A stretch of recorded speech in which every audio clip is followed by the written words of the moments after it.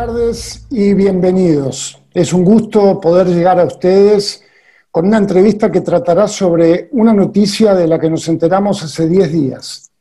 El titular fue impresionante, pero hay mucho más para aprender y saber sobre la génesis de este acuerdo entre Israel y los Emiratos Árabes. Para ello, y gracias a la iniciativa del Grupo Arevim, Club de Amigos del Comité Central Israelita del Uruguay, hemos convocado a un querido amigo del comité, a Gabriel Ventajal, experto en Medio Oriente y director de Atzada Sheini, para que entreviste a Enrique Zimmerman. Enrique Zimmerman, para quienes no lo conocen, nació en Portugal en 1959 e hizo Aliyá cuando tenía 16 años.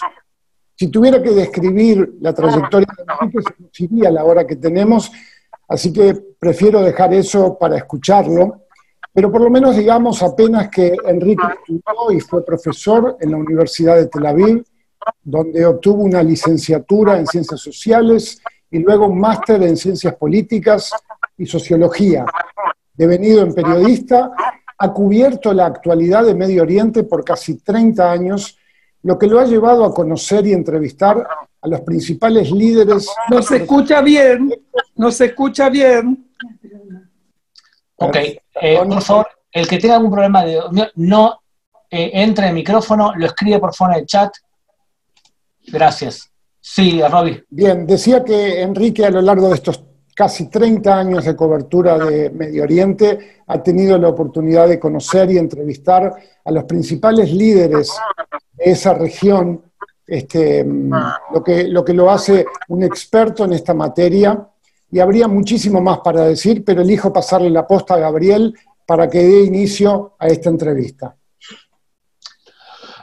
Muy bien. Lo siguiente, buenas noches, Enrique. Es medio extraño entrevistarte yo a ti cuando eras tú el que me mandabas a hacer cosas como productor de televisión. Así que vamos a cambiar un poco los roles y empiezo lo siguiente. Te han nombrado como director de una cámara de comercio entre Israel y el Golfo Pérsico. ¿Qué es eso que te nombraron? Buenas noches a todos, buenas noches Roby, buenas noches Gabriel. Es un placer, hay muchos nombres de amigos y de amigas. Estoy viendo ahora una amiga, Liat de Miami. De verdad es como estar en familia y hablar en familia con ustedes.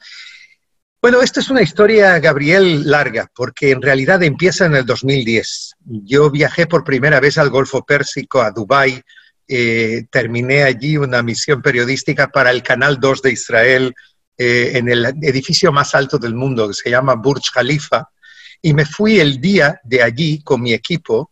El día estaba Ilan conmigo, que tú conoces, que era también mi productor, y me fui de allí el día en que mataron a Mabhouh de Hamas. Y claro, mi temor era que el día siguiente mi foto iba a estar en el periódico. No fue así, pero empezó una relación con los países del Golfo Pérsico que parte en realidad de un entendimiento mío de que en el futuro no muy lejano, pensé yo, vamos a tener una relación con esos países que va a ser extraordinariamente favorable para Israel a nivel económico, pero no solo, también a nivel político, y empecé a descubrirlo poco a poco. Me reuní con un príncipe saudí en el 2012 en Nueva York, el príncipe Turki el Faisal, que fue jefe de la inteligencia saudí 15 años, y que en una conversación con él en Nueva York, en realidad me abrió totalmente los ojos. Entendí que algo grande estaba ocurriendo y que ni en Israel la opinión pública lo conocía realmente. Empecé a desarrollar y a participar en foros internacionales discretos con el mundo árabe 3 veces al año.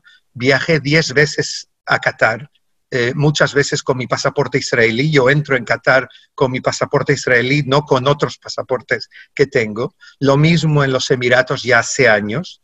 Empecé a tener vínculos con sus líderes, me invitaban a reuniones off the record, lo que se llama, conversaciones de fondo, hasta que uno de ellos, precisamente un príncipe jordano muy importante, me dijo un día lo siguiente, me dijo, nosotros tenemos con ustedes relaciones con Israel de defensa, de inteligencia, relaciones secretas en su mayoría, que funcionan muy bien.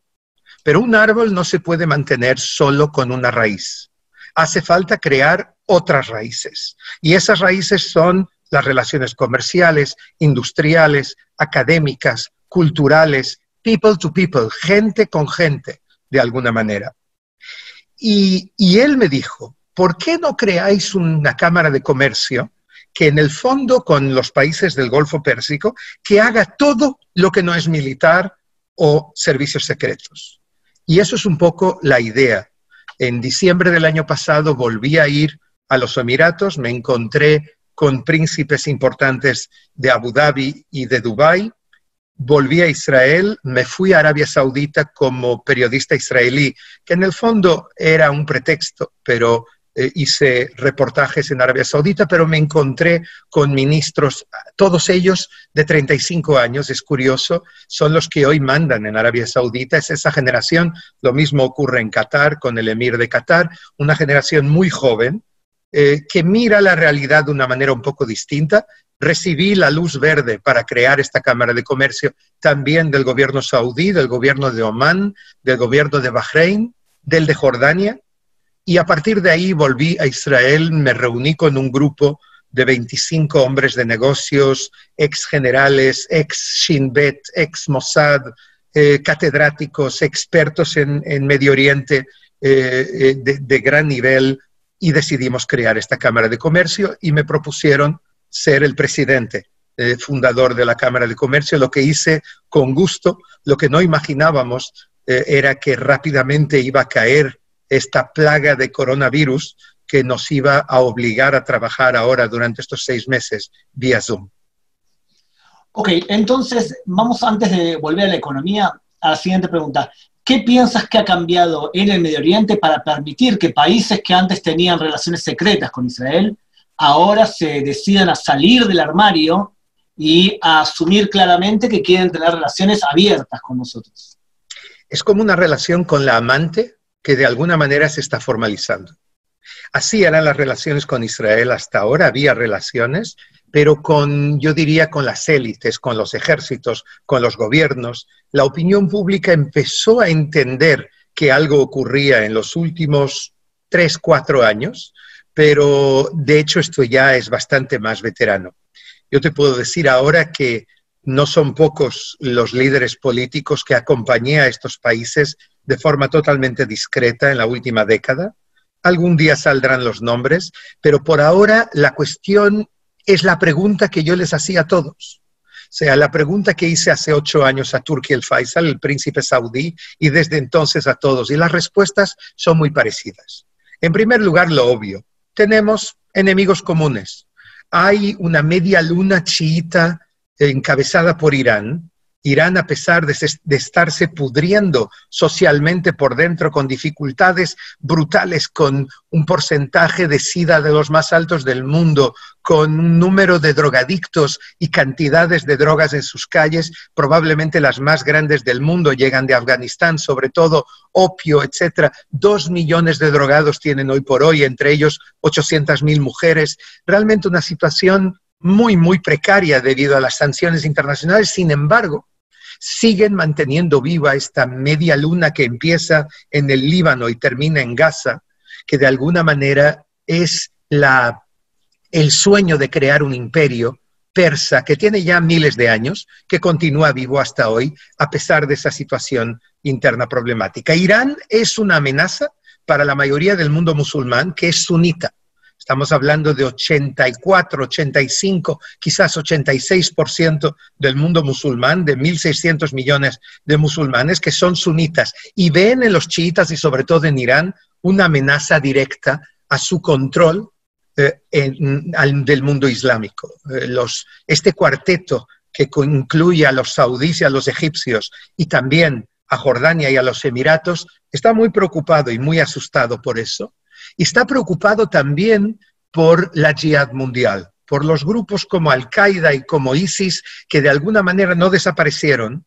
He escuchado otro día que ISIS sigue teniendo entre 15 y 20.000 hombres en Siria y en Irak, y desde luego más en el Sinai y en Libia y en otros lugares de la región. O sea, son grupos que no desaparecieron y que uno de sus principales objetivos es desmoronar estos regímenes árabes como son los de los países de los que hablamos. Y en ello ellos ven a Israel un partner, un socio ante estas amenazas. Esta es la razón obvia que todos conocen.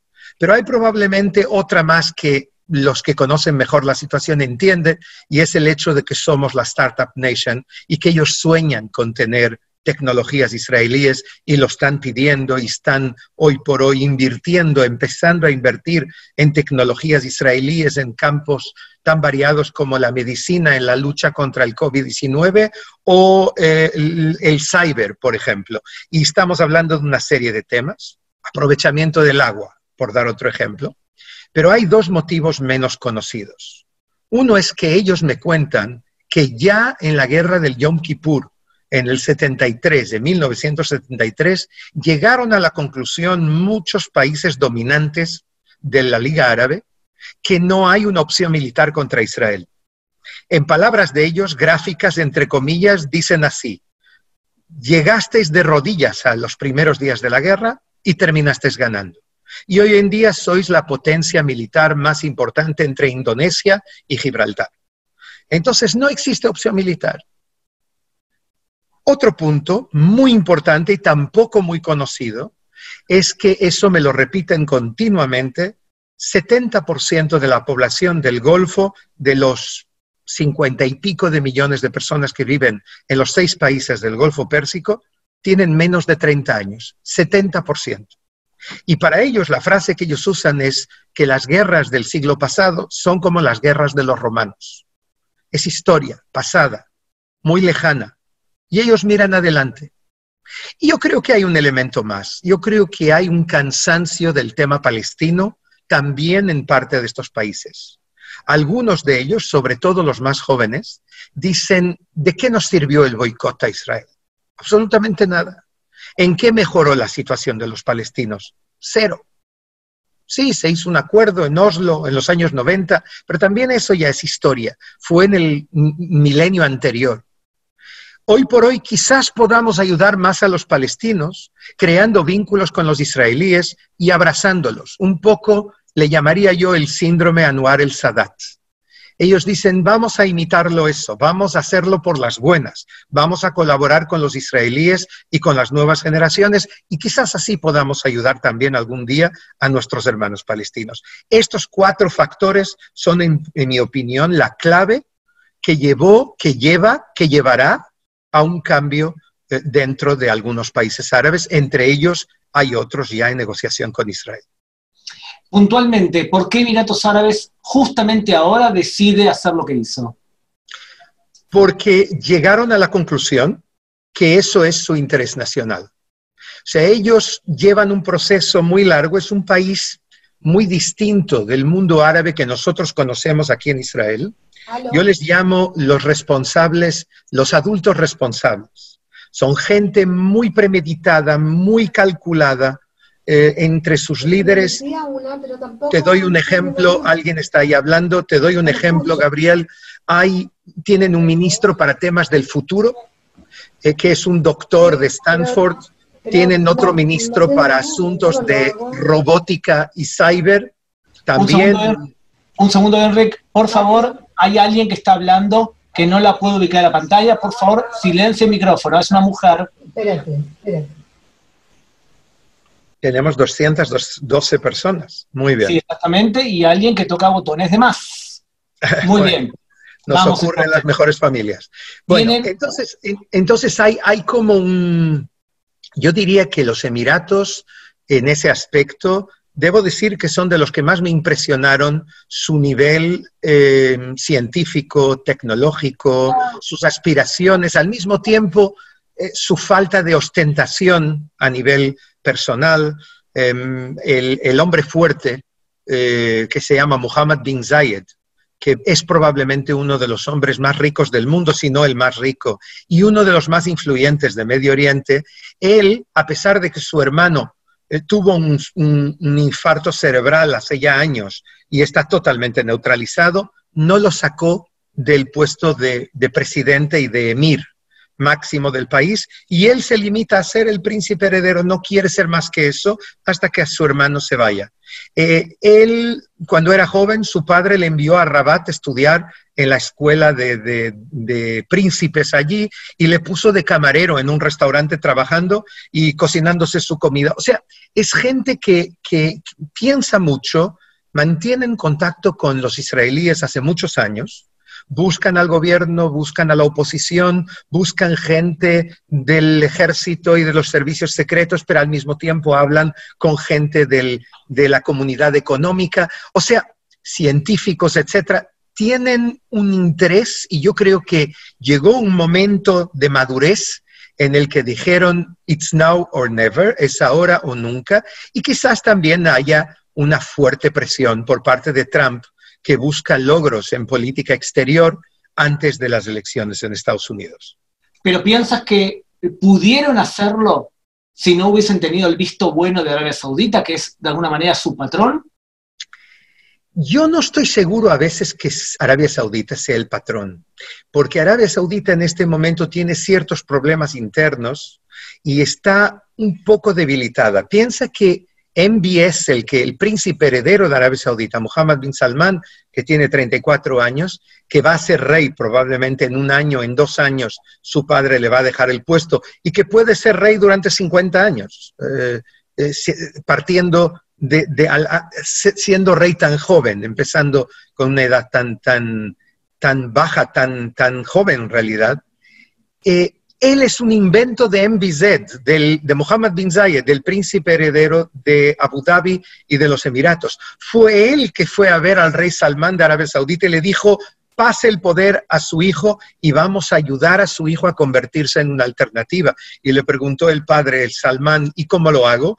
Dijo, bueno, tiene que estar en buenas relaciones con los jóvenes, 70% de la población, tiene que estar con buenas relaciones con Estados Unidos, con la Casa Blanca, y tiene que tener buenas relaciones con los judíos. ¿Y cómo se hace eso? Trae a Tom Friedman de New York Times que haga un reportaje y que lo presente como reformista, y así fue exactamente lo que ocurrió. O sea que yo creo que Arabia Saudita está al corriente, ve en los Emiratos la vanguardia, el que está en primera línea, y de alguna manera Arabia Saudita va a dar permiso también a Bahrein, que es una especie de barrio saudí que está un pequeño país al lado de Arabia Saudita, y puede que ellos sean los próximos, pero obviamente los saudíes serán los últimos y serán la corona de todo esto. Cuando ocurra con los saudíes será realmente un motivo de fiesta, porque de alguna manera llegaremos a la revolución estratégica geopolítica que estamos empezando a vivir en la región.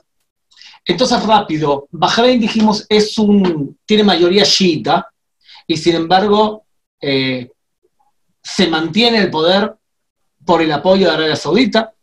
Totalmente. Y de hecho, durante la primavera árabe vivimos manifestaciones chiitas para modificar la diferencia étnica que hay ahí. Vamos país por país. Bahrein, ¿qué opinas? Opino que ya hay un acuerdo elaborado, que falta la luz verde saudita. Opino que los chiitas de hoy no son los chiitas de las primaveras árabes.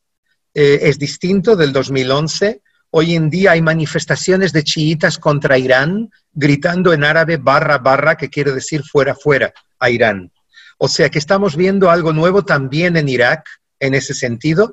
Por lo tanto, yo creo que Bahrein puede ser el siguiente en la cola, a no ser que se le cuele otro país como puede ser Sudán. Sabemos que Mike Pompeo, el secretario de Estado, se ha ido de aquí hoy a Sudán y está preparando el terreno también con Sudán, que no es un país del Golfo Pérsico, pero es un país importante. También allí las cosas están bastante encaminadas. El siguiente puede ser el Sultanato de Omán, que es un país muy interesante. Estuve allí hace menos de un año. Hay allí un personaje, creo que lo puedo contar, que es clave en las relaciones entre los dos países, que es el ex embajador norteamericano en Omán, que es un judío que estuvo en la embajada de Estados Unidos aquí, que habla hebreo, y es un hombre de mucha influencia. Ya no es embajador, pero sigue viviendo allí y de alguna manera sigue ayudando a las relaciones que pueden venir también relativamente pronto. Muy bien. Con Oman, por ejemplo, los ayudamos hace años por el tema del agua. Y de hecho tenemos una relación bastante estrecha. Hablemos del tema económico. ¿En dónde ves que podemos hacer negocios con los países del Golfo Pérsico? Y si tenés ejemplos para darme.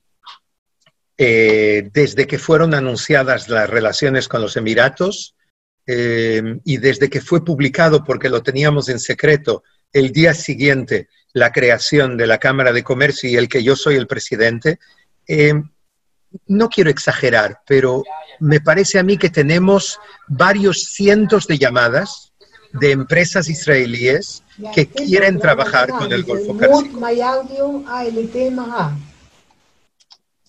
Un segundito que nuevamente tenemos a alguien que ha puesto su micrófono.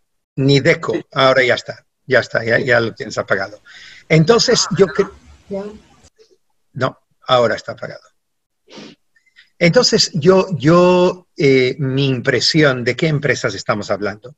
Hay que entender que grandes empresas israelíes como las industrias aeronáuticas o Rafael, empresas de seguridad de gran caudal, ya están allí hace tiempo.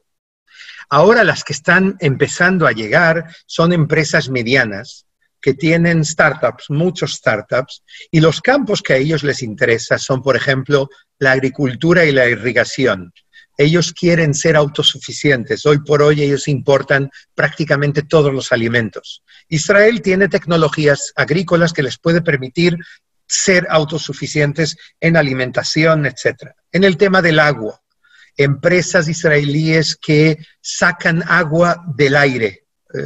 Hay empresas de estas que están despertando muchísimo interés en los países del Golfo y concretamente en los Emiratos. Lo más importante en este momento son las empresas de medicina.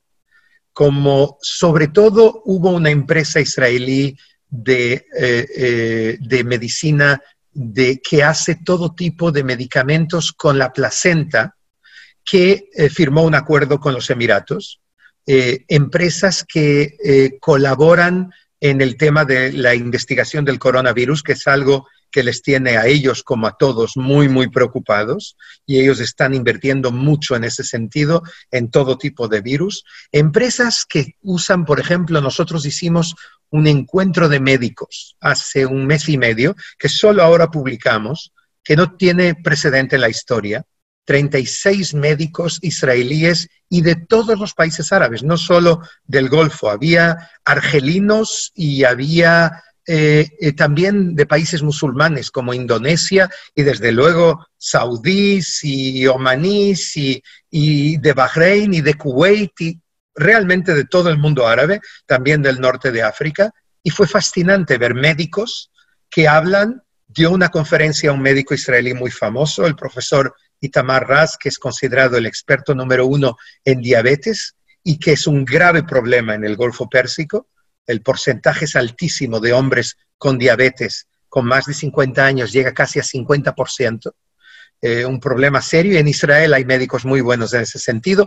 Y dio una conferencia y hubo un médico del hospital de Bagdad de Irak que con médicos israelíes se atrevió a dar una conferencia también.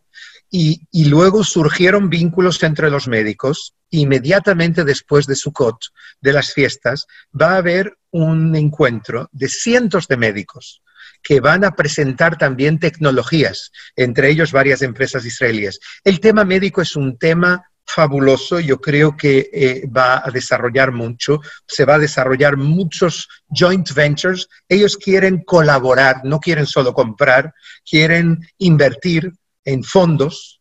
Y te voy a contar una cosa por la primera vez, que es algo totalmente nuevo.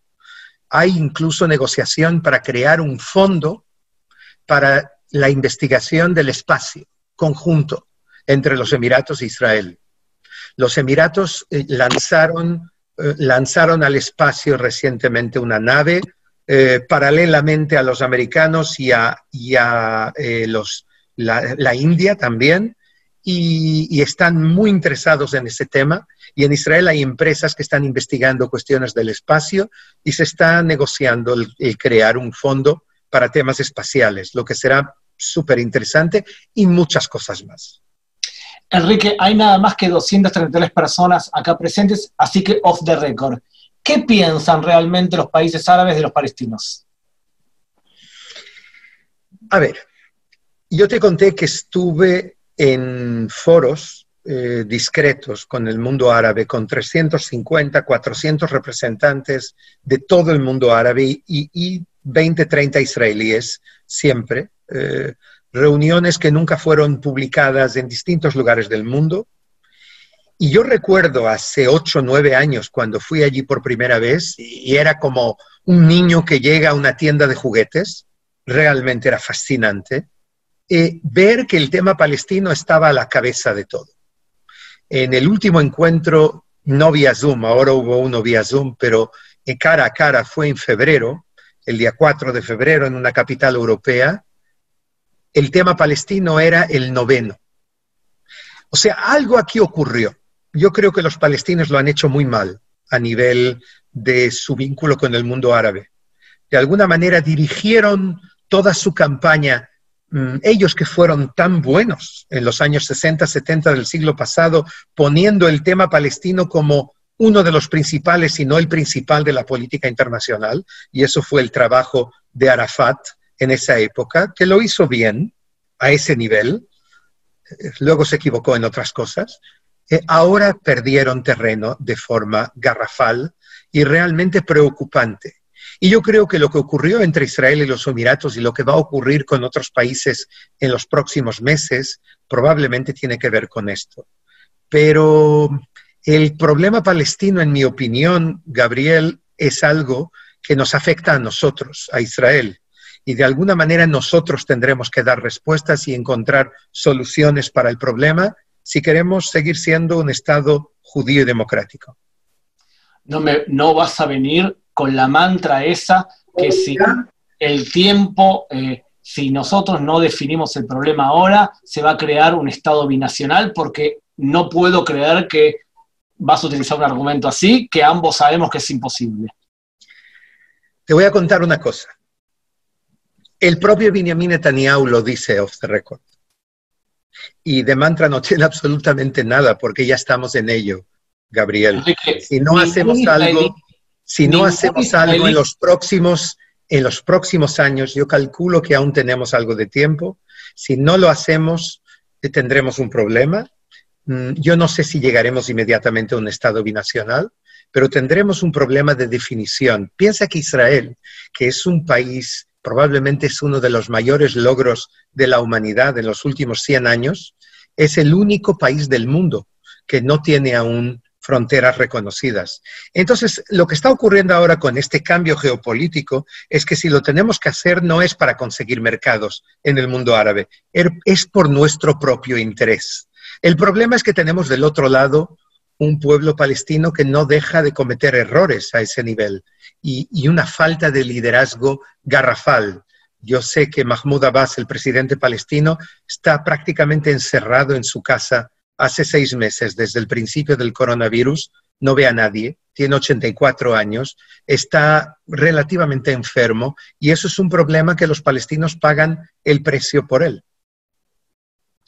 Está bien, pero estamos de acuerdo que ningún gobernante israelí con cara y ojos quiere anexar territorios A y B, donde vive casi toda la población palestina de Cisjordania. Totalmente. Cuando hablamos de anexión, hablamos de máximo el Valle del Jordán y una franja pequeña, y también lo que se llama los bloques territoriales, que es 6% del territorio de Cisjordania, donde vive la mayoría de la población.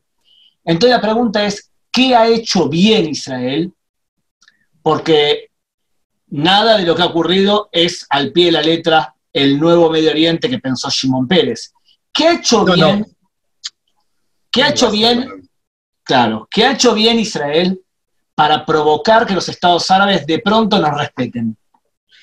Yo creo que lo que hizo bien en ese aspecto, yo que soy muy crítico de Netanyahu en muchos aspectos, en este aspecto debo reconocer que él jugó la carta regional en los últimos años y él supo llevar a Trump, que en mi opinión, no se lo cuentes a nadie, no sabe los nombres de muchas capitales de Medio Oriente, Sin embargo, él con sus instintos de hombre de negocios logró entender de Netanyahu que la solución para Medio Oriente, el cambio quizás que pueda ocurrir aquí pasa por la región. O sea, el camino es empezar por los países árabes, sobre todo los países árabes sunitas, que en la época post-revoluciones árabes, no le llaman mal llamado primaveras árabes, post-revoluciones árabes entienden que lo que está en juego es su supervivencia, tanto a nivel del mundo musulmán como a nivel interno del mundo árabe frente a los islamistas radicales, y que son una especie de opio para el pueblo. Y ellos entendieron todo esto, se sienten amenazados incluso por los hermanos musulmanes, que de alguna manera fracasaron, a excepción de Turquía, son un fracaso total y absoluto. Su slogan es el Islam es la solución, y no fue la solución ni en Egipto, ni en Túnez, ni en Marruecos, y de alguna manera el único lugar donde siguen sobreviviendo es Turquía, que está creando una especie de eje de los hermanos musulmanes con Qatar y con otros. En cualquier caso, yo creo que ellos entendieron que el mundo está cambiando, que Medio Oriente está cambiando, que hay una posibilidad y un interés común con Israel y que por lo tanto conviene llevar a Israel hacia adelante en este proceso. Y eso es lo que está ocurriendo. Realpolitik puro y duro. Nadie se une al movimiento sionista y nadie lo hace por amor. O sea que estamos más cerca a lo que en árabe y en concepciones islámicas es una utna que se puede soldar con un montón de acuerdos económicos, y no estamos hablando de una paz soñada por la cultura judeo-cristiana en donde todos cantamos la canción del Kumbaya abrazaditos. No, eso no va a ocurrir aquí. Por eso a mí no me gusta el nuevo Medio Oriente. Por eso a mí me gusta utilizar el término Medio Oriente diferente y no nuevo Medio Oriente, que tiene una asociación de escuchar el violín por detrás.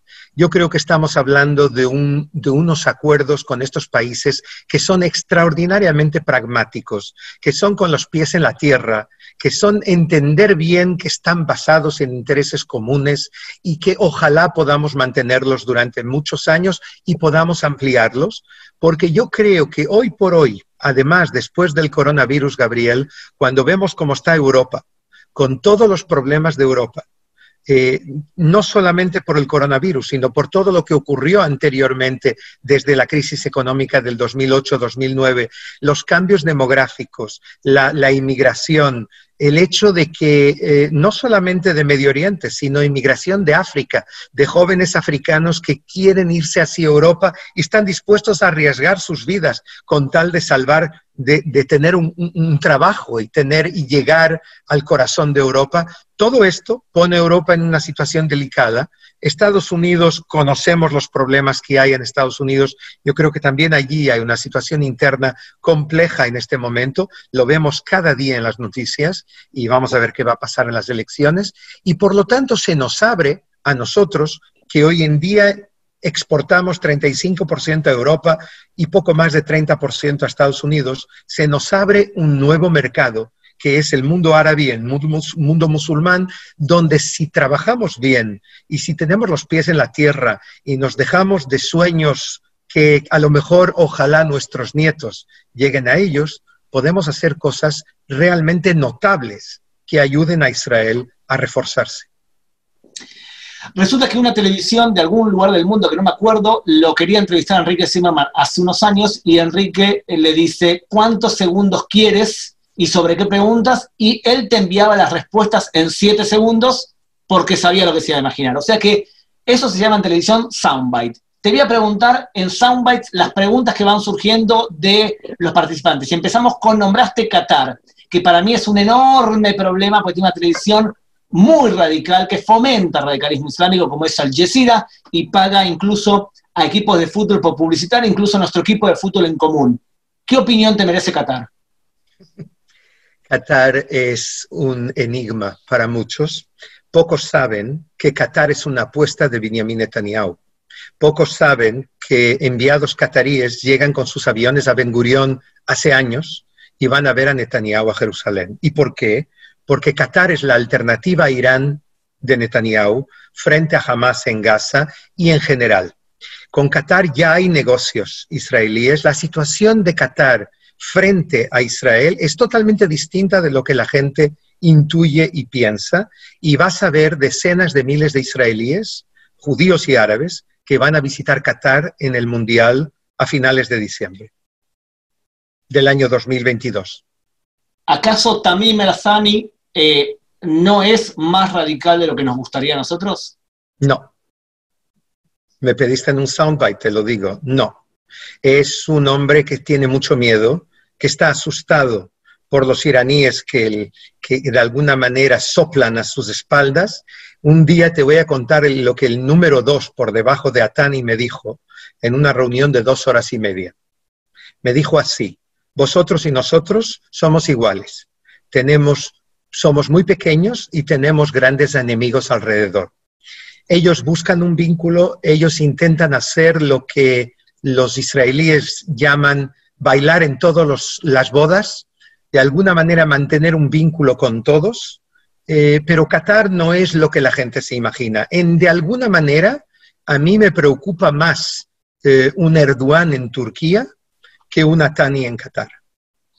Muy bien, se muere Mahmoud Abbas, pregunta Robbie Ruitorescu. ¿Quién lo reemplaza y cómo ves a Mohammad Dahlan? Hay una guerra abierta en este momento entre Jibril Rajoub, Majed Faraj, que sigue siendo jefe de fuerzas de seguridad y que se está posicionando, el primer ministro Shtayyeh y Mohammad Dahlan, que es la opción de los Emiratos y que trae mucho dinero en mano. Yo creo que lo que va a ocurrir es una lucha muy fuerte entre estos distintos protagonistas, en la que probablemente va a haber coaliciones entre algunos de estos 4 que cité antes. Muy bien. Fuiste candidato de un partido político que quizás en las próximas elecciones desaparece. Un partido político que tiene una posición crítica con respecto a Netanyahu. ¿Cómo ves el mapa político israelí actual? Veo el mapa político en vísperas de un Big Bang. O sea, el que el partido que fundó el Estado de Israel pueda desaparecer en las próximas elecciones es casi una aberración, pero es un hecho. Y eso es la democracia. Yo creo que hay una enorme confusión en el mapa político israelí a todos los niveles. Yo creo que en la era post-Netanyahu, que podemos estar acercándonos a ella en los próximos años, vamos a ver un Big Bang, vamos a ver la creación de nuevos partidos políticos y la integración en el mapa político de nueva gente, de nuevos personajes.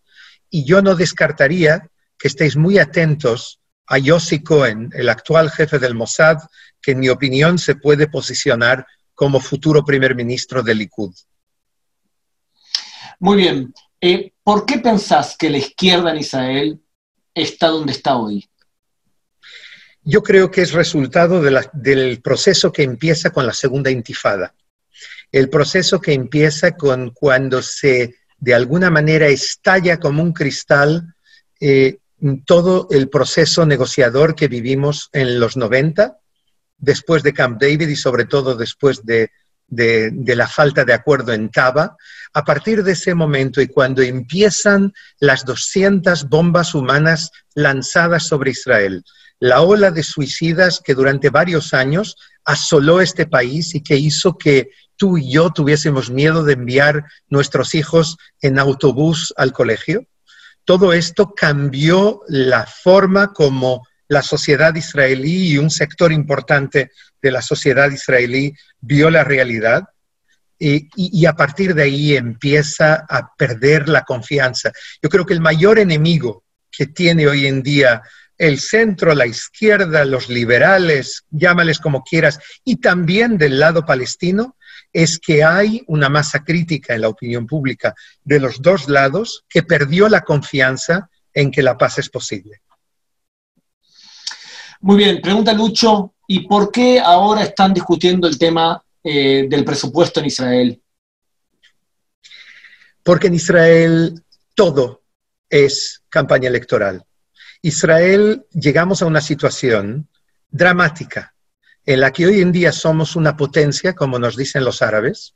Lo somos, realmente. Israel es una potencia ya no regional, yo creo, es una potencia a nivel mundial, pero tiene un régimen político que es extraordinariamente débil. No conseguimos ya hace un año y medio tener una mayoría de 61 de los 120 diputados que permita formar un gobierno.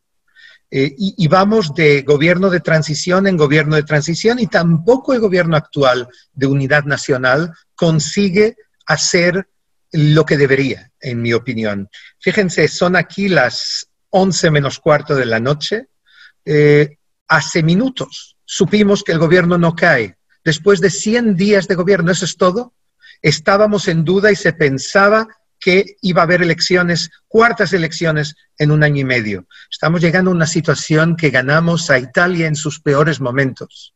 Y eso es dramático. Y yo creo que quien le preocupa el futuro de Israel tiene que pensar en cómo crear un régimen político que permita que los gobiernos gobiernen y no que estén el día siguiente de las elecciones empiecen la campaña electoral, que es lo que está ocurriendo ahora con el presupuesto y con todo lo que ocurre. Todo es campaña electoral. Ayer, cuando Netanyahu vino a la televisión para decir que no, finalmente no iba a optar por elecciones anticipadas, él ya estaba haciendo campaña electoral. O sea, todo es campaña electoral y no puede ser así, sobre todo cuando hay 870.000 desempleados como resultado de la ola de coronavirus y cuando hay quizás estemos en vísperas de una tercera ola de COVID-19 el próximo invierno y van a empezar los colegios el día 1 de septiembre y Dios sabe cómo va a ser la reacción después. No puede ser eso. No pierdas las esperanzas que dentro de 100 días anuncie que tenemos elecciones cuando se posponga lo que acaba de pasar ayer. Probablemente. En marzo, yo estoy de acuerdo contigo que en marzo tendremos elecciones, probablemente, y no deja de ser dramático. Tenemos 10 minutos más para bombardearte a preguntas. Irán, ¿qué posibilidades hay más? ¿Que haya una implosión interna dentro de Irán por las crisis que acabas de decir hace un rato? ¿O que Israel decida tomar la fuerza física y poner un poco de orden ahí? La bola de cristal no la tengo en este momento, pero hay dos procesos. Uno es el proceso interno, donde la oposición en Irán lleva tiempo creciendo. Piensa que solo con el COVID-19 hay 25 millones de infectados de los 83 millones de habitantes. Por falta de cuidado, permitieron a los hijos de los jefes, de los ayatolas que estudian en China, volver en diciembre y en enero, y les permitieron a 3 millones de personas viajar e infectar a todo el mundo. Es un país realmente en una situación crítica. Puede que China les salve, puede, con 400.000 millones de dólares que les prometen de inversiones en los próximos años, pero es difícil saber. Yo le pregunté una vez a Clinton si él creía que el presidente Rouhani de Irán podría ser el futuro Gorbachev si realmente fuese elegido como se pensaba que puede ocurrir, ayatolá en lugar del actual, como máximo líder espiritual.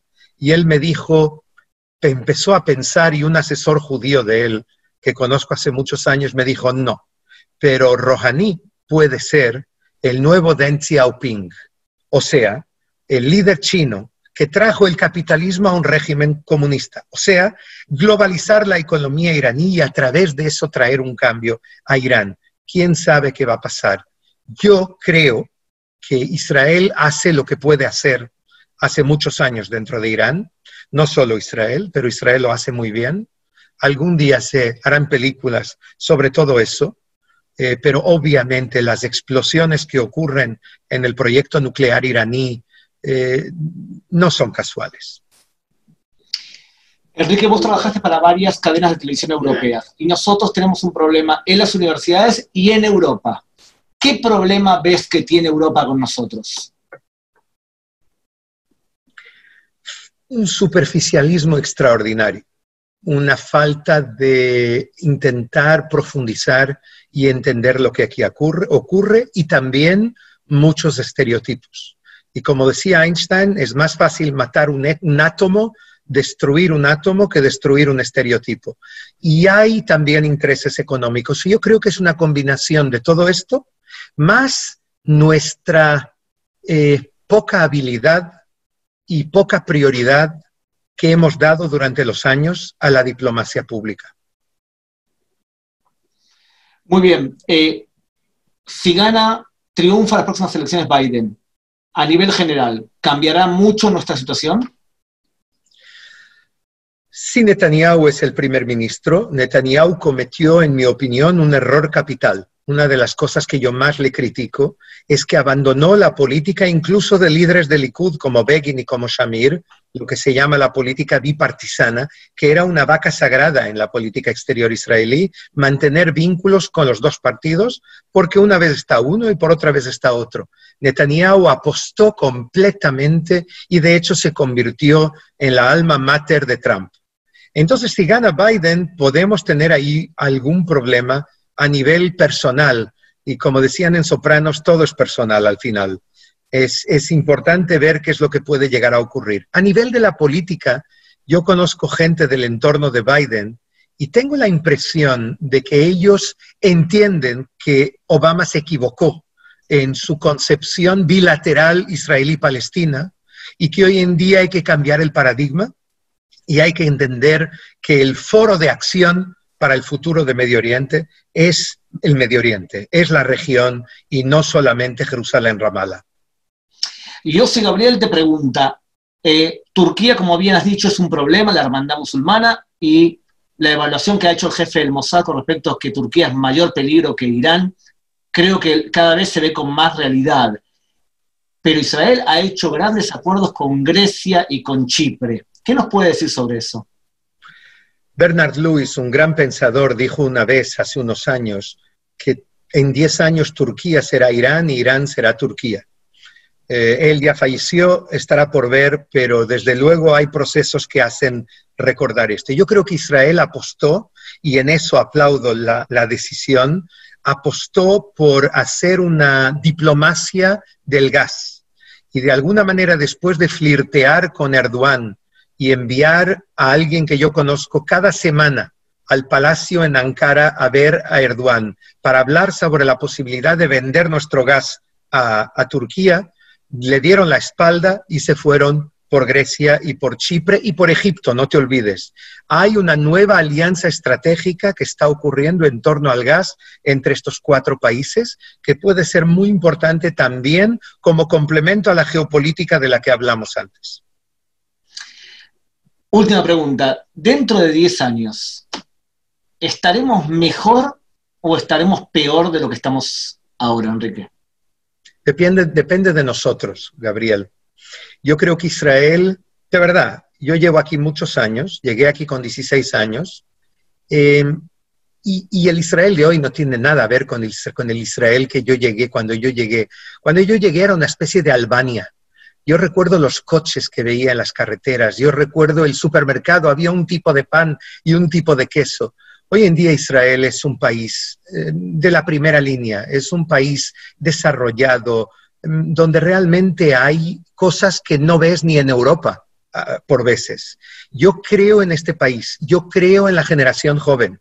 Yo creo que con Yael tenemos 5 hijos, yo miro esta nueva generación y veo lo que es, son gente que terminó el ejército, que están empezando a estudiar, algunos ya están trabajando, y yo creo que la generación actual de jóvenes de Israel supera nuestra generación. Por lo tanto, yo creo profundamente en este país, pero hay algo que yo pediría a cualquier gobierno que gobierne en Israel, en Jerusalén, en los próximos años. No posterguemos los grandes problemas y no los entreguemos a la próxima generación. Vamos a intentar dar pasos en ese Medio Oriente diferente y pragmático del que hablé antes para intentar resolver lo máximo posible de problemas y no entregarlos a la siguiente generación.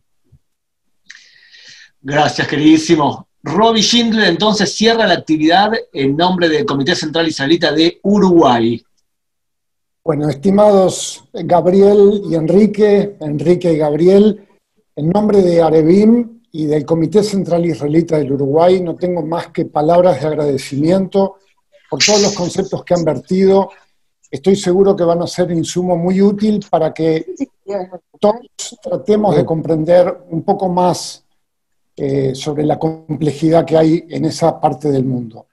A todo el resto de amigos que nos han seguido, que estábamos en los 230 y pico, también muchísimas gracias por acompañar esta transmisión y hasta un próximo encuentro. Brajot, un abrazo virtual y Shalom Lekulam.